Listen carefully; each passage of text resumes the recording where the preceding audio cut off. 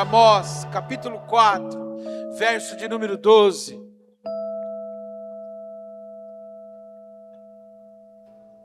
Amós, capítulo 4, verso de número 12. Portanto, assim te farei, ó Israel, porque isso de ti farei. Prepara-te, ó Israel, para te encontrares com o Senhor teu Deus. Amém? Portanto, assim te farei, ó Israel, e por isso te farei. Prepara-te, ó Israel, para que te encontrares com o teu Deus. Porque Ele é quem forma os montes e cria o vento e declara ao homem qual é o seu pensamento. E faz da manhã trevas e pisa os altos da terra. Senhor, Deus dos exércitos, é o seu nome.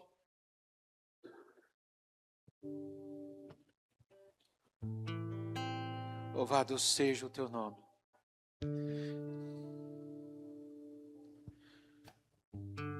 Espírito de Deus.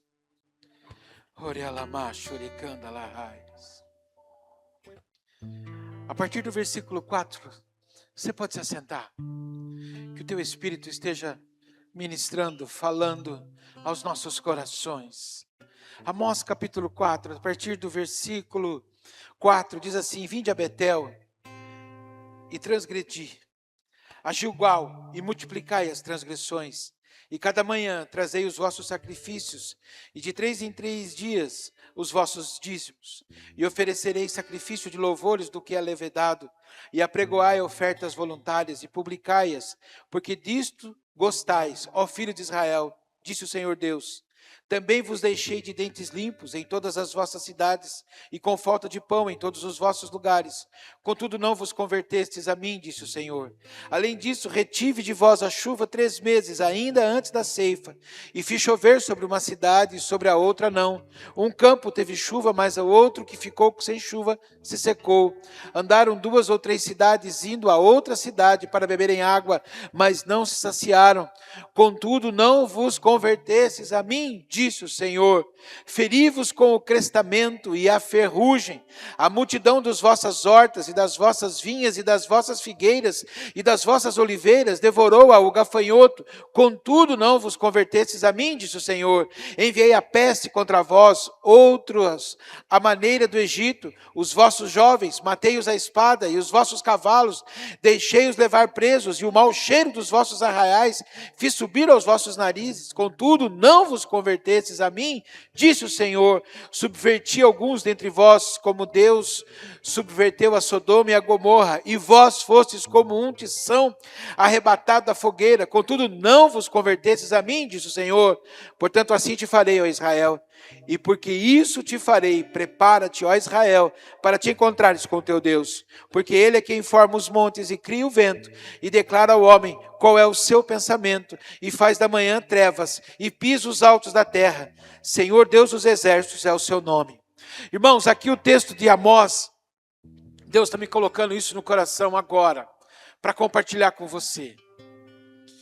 Ele fala aqui diretamente no texto com o povo de Israel, com aquilo que ele fez, com aquilo que ele providenciou, debaixo da permissão dele, que viesse contra o povo de Israel, para que o povo de Israel se convertesse. Porque o povo de Israel estava mais interessado na terra, estava mais interessado nas suas coisas. Eu não consigo me lembrar, Deus não me permite me lembrar agora, a contemporaneidade de Amós, ou seja, mas eu tenho para mim que ele é antes do cativeiro da Babilônia. Ou seja, ele é antes do período em que Deus disciplinou e tratou o seu povo na Babilônia por 70 anos, porque esse povo tinha que trabalhar 6 anos e descansar o 7º ano para que a terra descansasse. A cada 77 vezes isso vinha-se o jubileu, que era quando havia o biênio, 2 anos de descanso, e nesse ano de jubileu havia o perdão, a liberação de toda maldição, o perdão de todas as dívidas, a libertação dos escravos por conta de dívidas, e zerava-se a conta. Era um plano econômico que vinha em Israel, para que houvesse a mudança, entendeu? Ou seja, era um modo de Deus operar na vida do povo. Mas acontece que o povo começou a se fartar. E o homem tem uma característica, como diziam os antigos, é um saco sem fundo. O homem começou a se alimentar e não era o suficiente. A produzir não era o suficiente. A conquistar e não era o suficiente. E começou por consequência da abundância. A abundância, a estabilidade, ela gera corrupção. Ela gera há um rompimento dos princípios. Porque quando nós vivemos tempos de folga, de tranquilidade, a gente relaxa. O povo de Deus é bom para orar quando está na luta, quando está no vale. Quando está na planície, quando está na campina cheia de água boa e pasto bom, ou quando está no monte, a gente relaxa. Cá entre nós aqui. Quando tudo vai bem, você relaxa. Quando o dinheiro está entrando, você administra a sua vida como tem que administrar, mas ao mesmo tempo administra a sua fé. Quando as coisas estão dando certo, você baixa a sua guarda e começa a mudar as coisas. Sua prioridade já não chega a ser tanto as coisas de Deus. Já não há por que levantar na madrugada para orar. Não há por que fazer aquele jejum, não há por que fazer aquele voto. Não há por quê, porque tudo está bem, tudo está tranquilo. Nós nos esquecemos que são fases. Nós nos esquecemos que a nossa vida é um projeto longo até o final dos nossos dias. E nós nos esquecemos. E muitas vezes o que nós fazemos é esquecer de alguns benefícios que Deus tem para conosco. E o povo de Deus muitas vezes se esquece do que realmente significa benignidade e longanimidade de Deus. Benignidade, podemos dizer que é aquilo que é a bondade de Deus, no sentido de não considerar maldade, ou seja, Ele é benigno, Ele acredita que você pode fazer e realizar aquilo que Ele tem desejo que você faça. Por ser benigno, Ele te dá o quê? Crédito. Ele te dá crédito. O que é crédito? Quando você começa a trabalhar, você chega, a empresa manda você abrir uma conta, abre uma conta para você no banco, e você vai ter um salário de R$2.000. Então o banco te dá um cartão de crédito de 4.000, e te dá mais uma possibilidade de um outro crédito, e te dá a abertura de empréstimo. E você tem a liberdade no aplicativo de fazer aquilo. E você vai fazer. Porque você quer comprar, porque você quer ter, porque você quer fazer, e tudo bem. Só que você tem que prestar conta disso. Tudo aquilo que o Senhor nos dá, Ele nos dá o quê? Ele nos dá saúde, Ele nos dá vida, Ele nos dá família, Ele nos dá trabalho. Tudo o que temos e somos é proveniente da mão de Deus. Mas a questão é, Ele nos dá liberdade, e com essa liberdade e o livre-arbítrio que temos é o que fazemos com aquilo que Deus nos dá. Como administramos? Como cuidamos? Como fazemos? O que fazemos? Por isso que a Bíblia traz alguns princípios, como no livro de Eclesiastes: lembra-te do teu Deus nos dias da tua mocidade. Quando há saúde, há vigor, há disposição. Ou seja, qual é a sua verdadeira essência de relacionamento com Deus? Por quê? Porque a essência do relacionamento com Deus de Israel foi se perdendo, Gil. Eles foram se afastando. Eles foram cuidando da própria vida. Eles foram cuidando dos seus lucros, dos seus benefícios.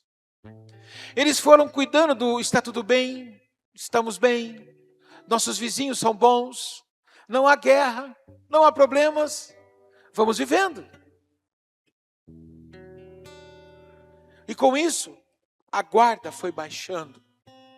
E a legalidade para as coisas que não são de Deus foram avançando sobre suas vidas. O resultado disso foi um afastamento. Eles não deixaram de ser judeus. Eles não deixaram de ser o povo de Deus. Eles não deixaram de ser o povo da aliança, não deixaram de ser filhos de Abraão. A aliança feita com Abraão não se desmanchou nunca, nunca foi dissolvida. Por mais que eles tenham se afastado. Eles ainda, até os dias de hoje, são os descendentes, os filhos de Jacó, os filhos de Isaac, os filhos de Abraão. E Deus tem aliança com eles. Mas isso não os isenta de passarem por situações. Nós confundimos muitas vezes a graça. Tem quem acredite numa super graça. Ou seja, enxertaram, vitaminaram, colocaram um plus na graça de Deus, dizendo: eu posso fazer o que eu quero, porque lá na frente dá tudo certo, e eu vou ser salvo e eu vou para o céu. Mas a palavra de Deus me aponta para outras coisas. A palavra de Deus me diz o seguinte: de Deus não se zomba, com Deus não se brinca. Aquilo que eu semeio, eu colho. E a grande questão que fica na minha presença, na minha mente, na presença de Deus hoje é: como está a minha essência de relacionamento com Deus? Qual é o tipo de filho, de povo, de identidade que eu estou tendo com Deus? Porque esse tipo de relacionamento é o que define amanhã. Porque hoje eu corro o risco de estar debaixo da benignidade que Deus vai investindo em mim, mas há também a longanimidade, que é quando Deus começa a ver que você não está dando retorno. Seu coração está em outras coisas. Eu tenho tempo para tudo. Eu tenho tempo para cuidar das minhas prioridades, da minha vida, das minhas coisas. E da hora que eu me levanto até a hora que eu vou dormir, Deus espera um momento para estar comigo, para falar comigo, e Ele não o tem. Porque eu tenho trabalho, eu tenho academia, eu tenho curso, eu tenho redes sociais, eu tenho família que Deus me deu. E eu não tenho tempo para parar.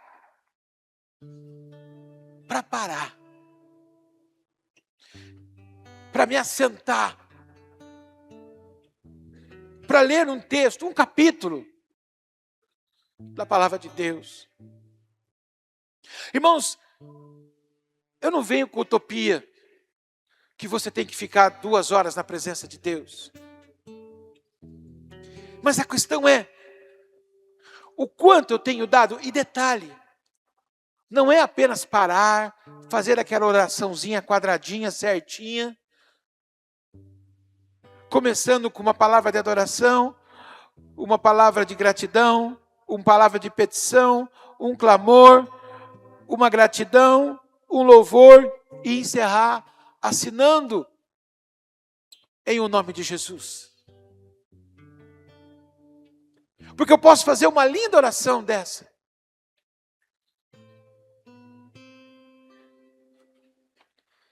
E Deus tem que se afastar para não vomitar diante de uma mornidão espiritual.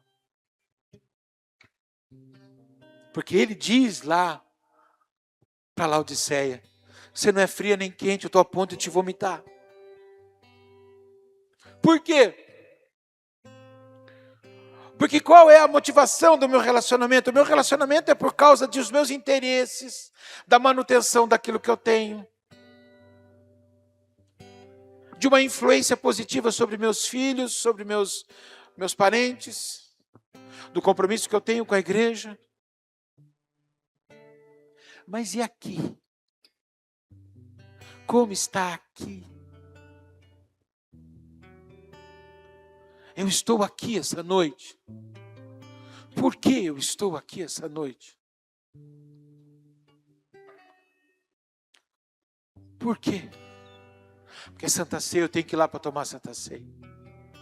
Porque nós estamos na escala, você para ser diácono, eu para pregar, ele para tocar. Qual foi a motivação de eu entrar embaixo do chuveiro? De eu tomar um banho? Pegar uma das minhas melhores roupas? Até o perfume de ver Deus a gente tem. Semana toda você bota o desodorante que você compra no mercado, mas no final de semana você bota, né? O Natura, o Boticário ou o importado. Afinal de contas, a maioria de nós somos o quê? O pobre Premium Plus. Não é assim? Mas qual é essa motivação? Eu vou lá.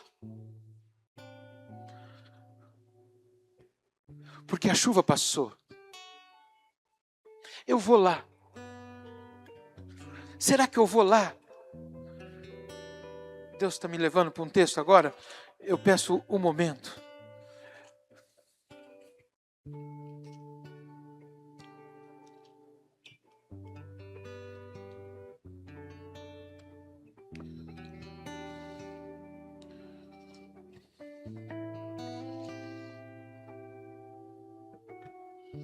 Aleluia. Será que eu vou lá para mais ou menos isso? Levanta-te, vento norte, e vem tu, vento sul, assopra no meu jardim, para que se derrame os seus aromas. Os aromas da onde? Do meu jardim. Ah, venha o meu amado para o seu jardim e coma os seus frutos excelentes. É tudo aquilo que você está pensando. Tudo.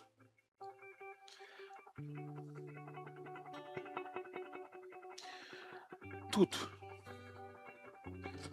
É tudo aquilo. O meu amado desceu ao seu jardim, aos canteiros de bálsamo, para pastorear no jardim e para colher os lírios. Eu sou do meu amado, e o meu amado é meu, e ele pastoreia entre os lírios.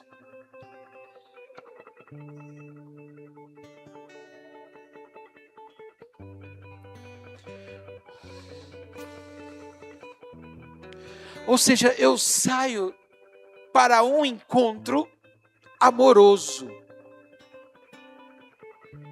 Entenda bem uma coisa. O Espírito Santo, ele vem para o culto para um encontro amoroso. Acontece que eu venho para o culto para um encontro amoroso com Deus.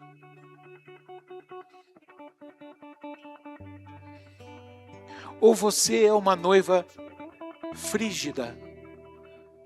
O que é uma noiva frígida? É aquela mulher que tem dificuldade de sentir prazer. Aquela mulher que tem dificuldade de se entregar ao seu marido, ao seu amor. Eu estou pregando Bíblia, gente. Não se escandalize. Eu não achei o versículo que eu queria achar, que a chuva já passou e ela pisa descalça no jardim. Pisar descalça é em contato direto, é intimidade com a presença. Quer melhorar seu relacionamento com Deus? Leia Cantares. É lindo. Deus permitiu que o coração fisgado de Salomão pela Sulamita desse a ele a revelação do verdadeiro relacionamento que o Senhor quer ter com a igreja. Acontece que eu me banho, me visto, me perfumo, Mas até que ponto eu me preparo para me encontrar com meu Deus? Ou até que ponto eu liguei meu piloto automático? Irmãos, nós ligamos o piloto automático no nosso trabalho, nós ligamos o piloto automático no nosso casamento, nós ligamos o piloto automático na criação dos nossos filhos, nós ligamos o piloto automático na nossa fé. E muitas vezes a gente só desliga o piloto automático depois que se perde o emprego, depois que os filhos vão para o mundo e se drogam, ou depois que o casamento se acaba. E aí nós desligamos todos os pilotos automáticos, mas começamos desligando o piloto automático da fé.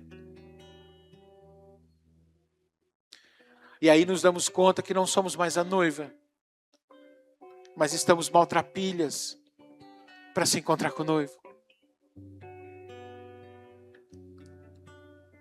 Deus cansou. E a longanimidade dele chegou ao fim. Ou seja, longanimidade é demorar para tomar uma posição contrária. Mas ele tomou. E ele chegou para Israel e falou, basta. E se você ler o final do livro de Reis, Segunda de Reis, de Crônicas, que é quando o rei Joaquim é levado para o exílio da Babilônia, você vê Deus permitindo uma situação. E presta atenção, irmãos, Velho Testamento é profético daquilo que é Novo Testamento. É uma cena de uma tragédia sem precedentes.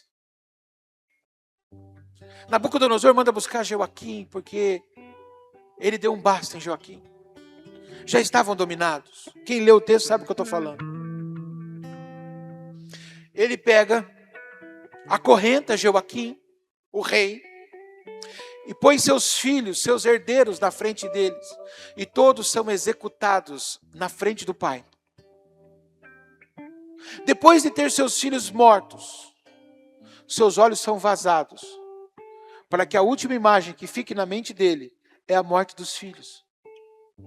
E ele é levado para o cativeiro. Ele era da casa de Davi.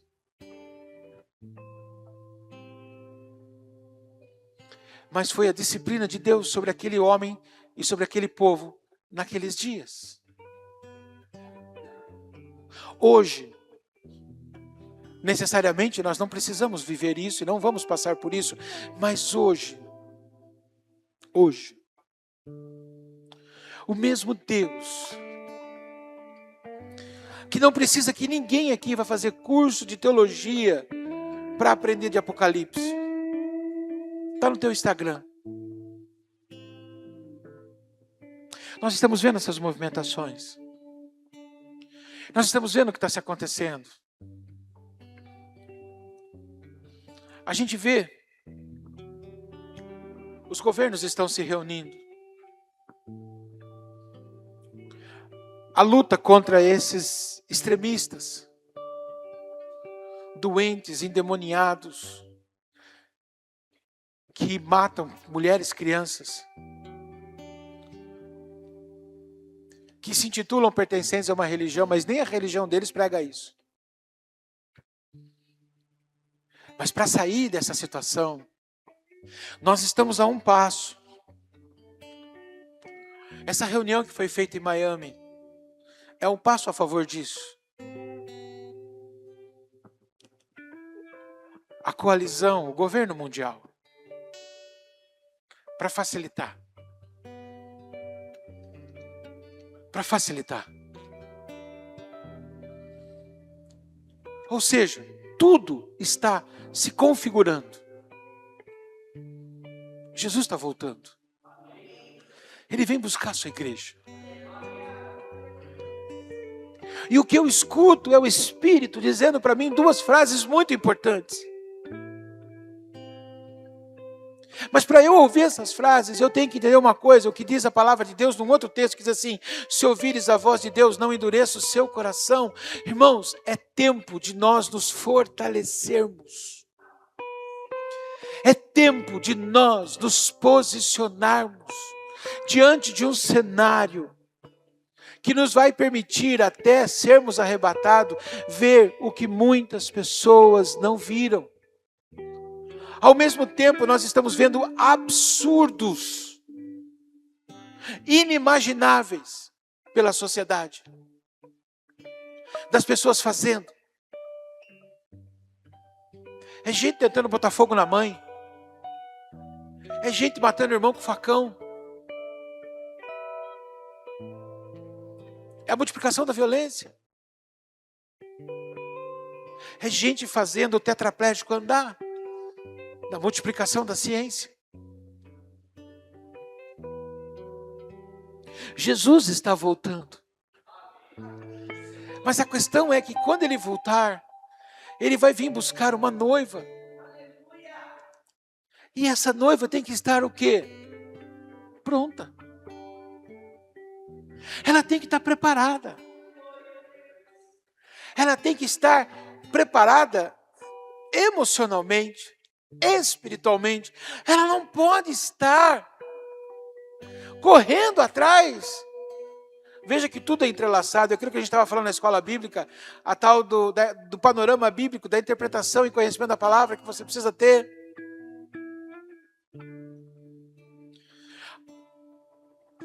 As lâmpadas têm que estar acesas e com óleo. Ele não vem buscar noiva que está revirando gaveta, procurando óleo. Ele não vem buscar uma noiva distraída, alienada, nem tampouco ocupada, cuja prioridade são as coisas dessa terra. Nós temos que trabalhar, nós temos que comprar, nós temos que pagar, nós temos que fazer, nós temos que cumprir nossas agendas. Nossas agendas envolvem o quê? Nosso trabalho, nossa família, nossa escola, nossa igreja, nossa cidadania. Tudo envolve nossa vida. Mas a prioridade é como e quanto estamos nos dispondo a estarmos devidamente vestidos, adornados. O que são o perfume? Qual é o perfume que nós estamos procurando? Eu não estou falando dos maravilhosos perfumes amadeirados ou doces, de acordo com as raízes, as matizes, as fragrâncias. Não, eu estou falando do bom perfume que tem que vir da noiva. Um perfume que atrai. O perfume que atrai Deus. No Velho Testamento, o que atraía Deus era o sangue queimado no sacrifício, com o incenso que era feito com os componentes que ele ensinou Moisés a fazer, e que era colocado no incensário e em volta do sacrifício, ou seja, enquanto subia a fumaça dos perfumes do incensário, são 7 óleos, qualquer dia eu prego para você sobre eles, os 7 óleos do incensário, que são 7 componentes, aliás, que são os 7 Espíritos de Deus, que vêm para santificar o sacrifício, que subia aquele cheiro de carne e sangue queimado, misturado com o perfume. Aquilo atraía Deus. O que atrai Deus hoje não é o cheiro do perfume, nem o cheiro da carne. O que atrai Deus hoje é a minha vida. O que atrai Deus hoje é meu coração, é o meu desejo, é o meu levantar de mãos, é o meu chorar, é o meu quebrantamento, é o meu desejo. E não vem com essa história do eu sou assim. Porque quando você estava no mundo, você tomava 2 latão de Skol. E você virava no giraia no show. E depois fumava uma maconha. E mais uma lata de cerveja ou um copão de uísque. E gritava e pulava a noite inteira. E hoje, Deus acha suas entranhas, seu coração, quando você se troca e você diz: estou me preparando para me encontrar com meu Deus. E quando você entra aqui, você senta aqui, e a pastora começa a falar, e ela fala.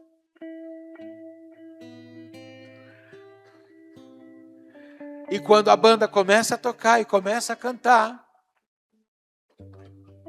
E a pergunta que começa com a banda: como vocês vêm para cá? Qual o nosso preparo? Precisamos reconhecer. Eu não posso falar de você, eu tenho que falar de mim. E eu preciso reconhecer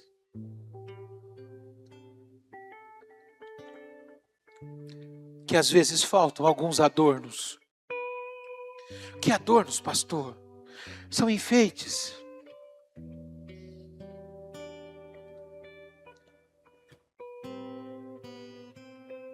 São os enfeites.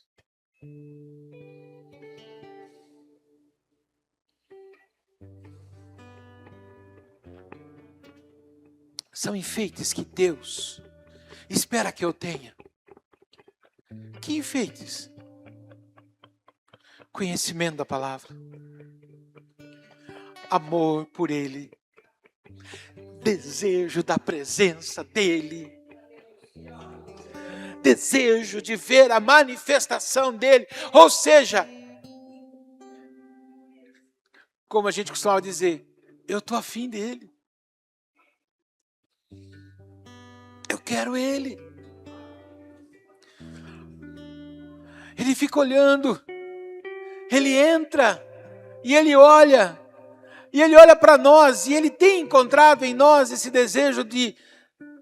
Ele está afim de mim. Ela está afim de mim. Ele me quer. Ela me quer.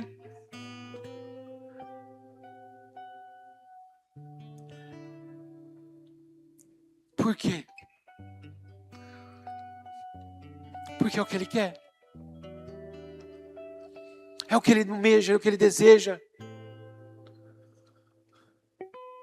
Nós vivemos os dias, irmãos, em que já se faz dias, que já se faz noite. E nós somos a geração das virgens. Que já anoiteceu. Já anoiteceu. A história da humanidade já anoiteceu. Os fatos já anoiteceram. Os acontecimentos já mostram que é noite. E como nós estamos nos portando, nos conduzindo. Hoje é uma noite que o Senhor está dizendo para você. E presta atenção, irmão, pelo amor de Deus, não seja pequeno. Não apequene a palavra de Deus ou os sentimentos de Deus para você. O que Ele está fazendo hoje aqui é uma profunda declaração de amor para as pessoas que aqui estão, para aqueles que nos assistem. É uma profunda declaração de amor ao dizer que Ele tem esses desejos. Você não abre seus sentimentos para quem você não ama. E o Senhor está fazendo isso para conosco essa noite. Ele está abrindo os seus sentimentos para dizer para nós, para perguntar para nós como nós estamos para com Ele. Não porque Ele sabe, mas nós precisamos saber. Porque nós estamos a qualquer momento, a qualquer minuto. Estamos. A palavra de Deus nos garante. Estamos a qualquer momento. A qualquer minuto.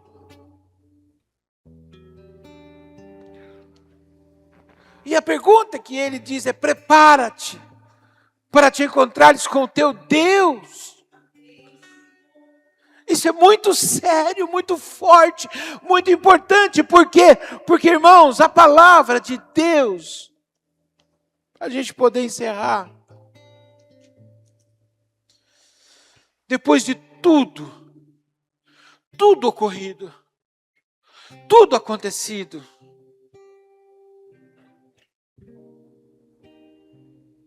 ele diz assim: o Espírito e a noiva dizem: vem.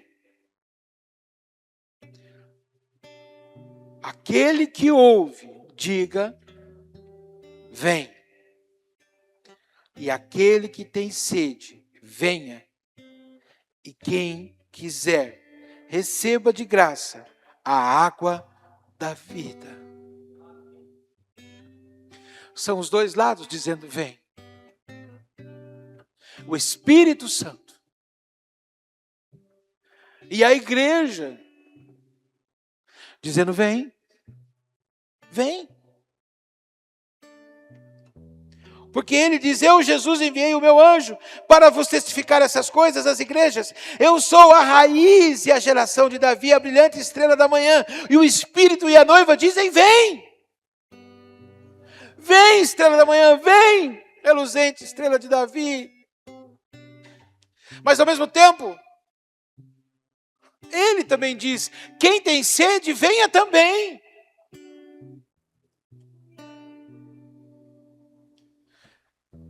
Nós somos a última geração. Jesus está voltando, gente. Jesus está voltando. Eu gosto de subjetividade, de coisas, eu presto atenção às vezes em coisas que os outros não prestam. Eu, se eu chegar na minha casa e o sofá não estiver no lugar, estiver no quarto, eu vou procurar o quarto para sentar no sofá e não percebi que o sofá trocou de lugar. A não ser que a pastora me avise. Mas existem coisas pequenas que eu percebo. Nos anos 80, Deus levantou uma geração de adoradores para que viesse um avivamento, para que Deus sarasse a nação, que Deus mudasse a situação. E nós vivemos isso. A igreja explodiu em crescimento, em avanço. Mudou-se a realidade cristã dos anos 80 para cá. Houve um avivamento, houve uma mudança no Brasil. O fim da hiperinflação, o fim de tudo isso.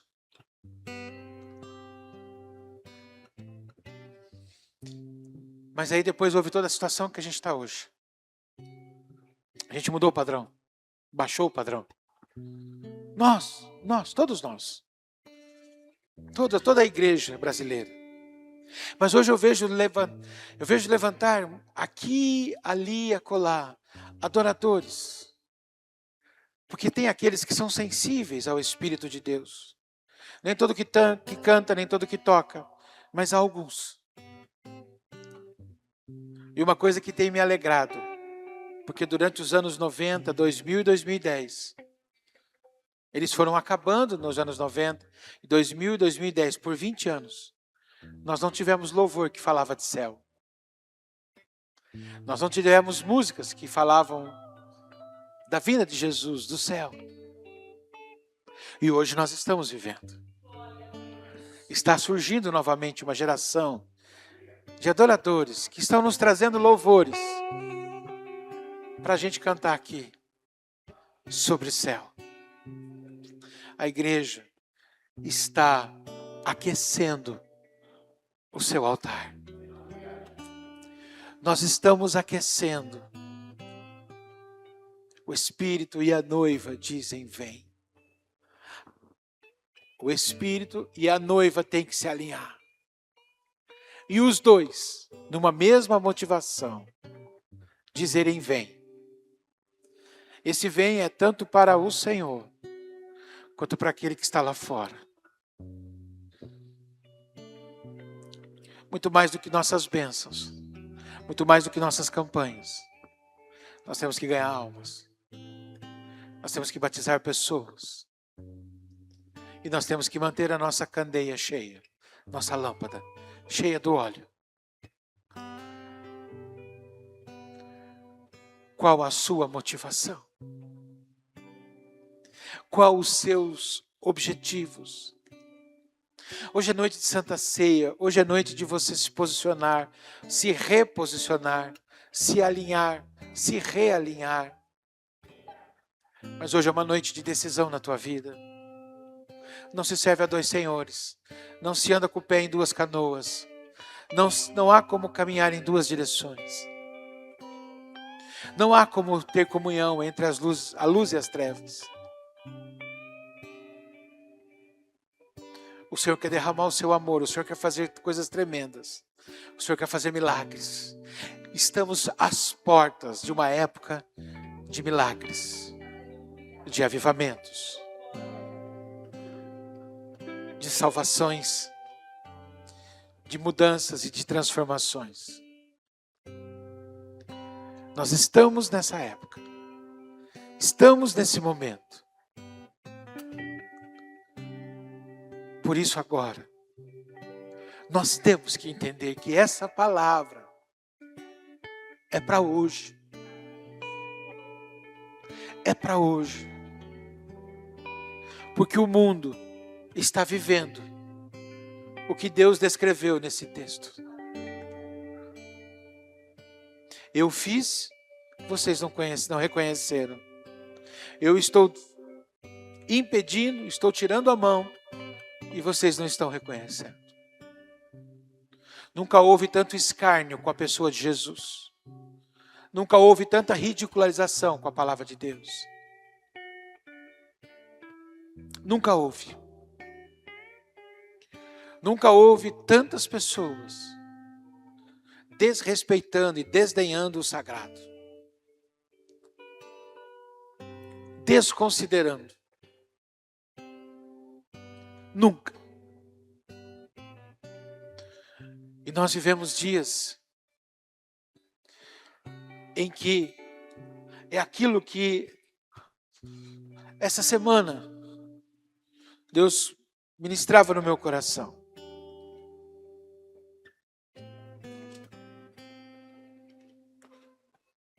Sabe, porém, isto: nos últimos dias sobrevirão tempos difíceis, pois os homens serão egoístas, avarentos, jactanciosos, arrogantes, blasfemadores, desobedientes aos pais, ingratos, irreverentes, desafeiçoados, implacáveis, caluniadores, sem domínio de si, cruéis, inimigos do bem, traidores, atrevidos, enfatuados, mais amigos dos prazeres que amigos de Deus, e tendo forma de piedade, negando-lhe, entretanto, o poder.